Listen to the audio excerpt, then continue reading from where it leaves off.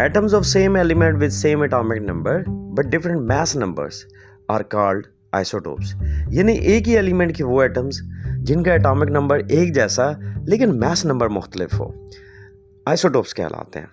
Atomic number से मुराद protons की तादाद है, जबकि मास नंबर से मुराद प्रोटॉन प्लस न्यूट्रॉन्स की तादाद है।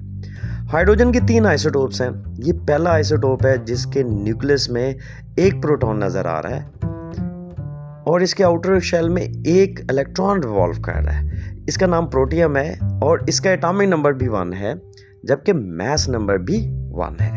क्योंकि इसमें एक प्रोटॉन है इसलिए इसका एटॉमिक नंबर 1 हुआ, जबकि प्रोटॉन एक ही है और न्यूट्रॉन तो है नहीं, इसलिए इसका मास नंबर भी 1 है।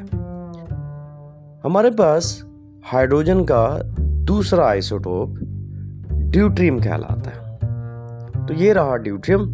इसके आउटर कवरिंग में एक इलेक्ट्रॉन रिवॉल्व कर रहा है, जबकि इसके न्यूक्लियस में एक प्रोटॉन और एक न्यूट्रॉन है।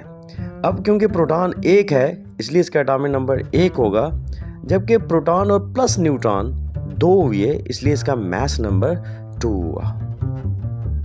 तो यहाँ पे न्यूट्रॉन की तादाद मुख्तलिफ होगी।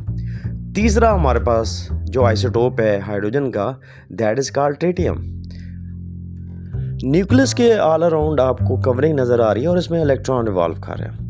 येलो इज़ द न्यूक्लियस और इसमें ग्रीन कलर की बॉल एक प्रोटॉन है, जबकि येलिश 2 न्यूट्रॉन्स दिखाए गए हैं। अब यहाँ पे प्रोटॉन क्योंकि एक है इसलिए इसका एटॉमिक नंबर भी 1 है, जबकि प्रोटॉन प्लस न्यूट्रॉन यानी 1 + 2 दैट इज इक्वल टू 3, तो मास नंबर इसका 3 है। तो यहाँ पे हमने देखा हाइड्रोजन के तीनों आइसोटोप्स में प्रोटॉन्स की तादाद बराबर है, 1-1 है, जबकि न्यूट्रॉन की तादाद प्रोटियम में है नहीं, जबकि ड्यूटियम में 1 है और ट्रिटियम में 2 है। सो मास नंबर जो है वो चेंज हो रहा है, प्रोटियम में 1, ड्यूटियम में 2 एंड ट्रिटियम में 3। तो इस तरीके से ये हाइड्रोजन के आइसोटोप्स हैं जिनका एटॉमिक नंबर एक जैसा बट मास नंबर मुख्तलिफ है।